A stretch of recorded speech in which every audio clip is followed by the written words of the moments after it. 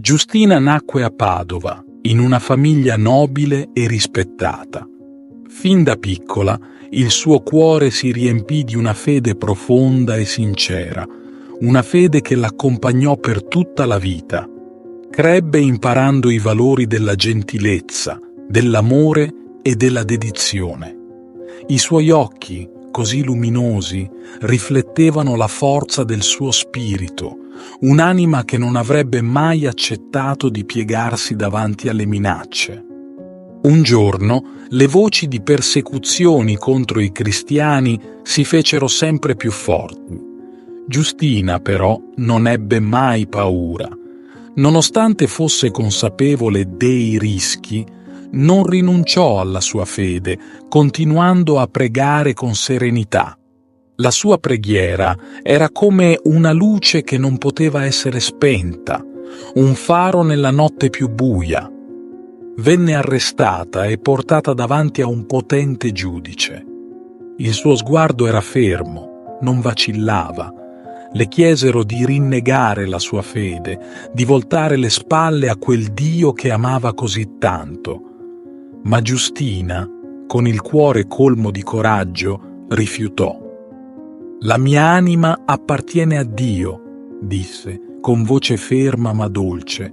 «Nessuna paura può allontanarmi da Lui». Il giudice, vedendo la sua determinazione, la condannò a morte. La sua sentenza fu decisa, ma il suo spirito rimase intatto. Giustina accettò il suo destino con serenità, sapendo che la sua forza veniva dall'alto. Non c'erano lacrime nei suoi occhi, solo pace. Quando la condussero nel luogo dell'esecuzione, il cielo sembrava piangere, ma il suo cuore era sereno. Padova, la sua amata città, la vide andare incontro al suo destino con dignità e grazia. Nessuna paura oscurava il suo volto. Quando la spada colpì il suo corpo, fu come se il mondo intero si fermasse per un istante, come se il tempo volesse rendere omaggio a una giovane che non aveva mai vacillato. Il suo sacrificio non fu dimenticato.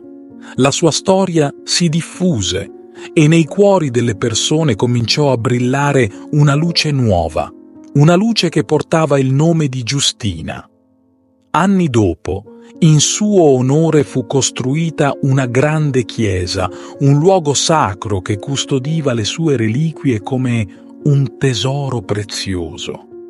E ogni volta che qualcuno entrava in quel luogo, si sentiva avvolto da una pace profonda, come se lo spirito della santa fosse ancora lì, a proteggere e guidare.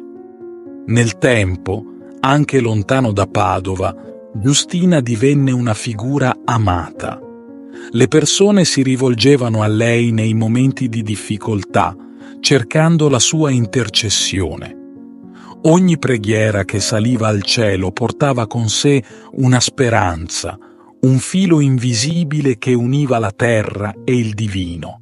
E quando, secoli dopo, un terremoto minacciò di distruggere quel luogo sacro, la gente credette che fosse stata proprio Giustina a proteggere le sue reliquie.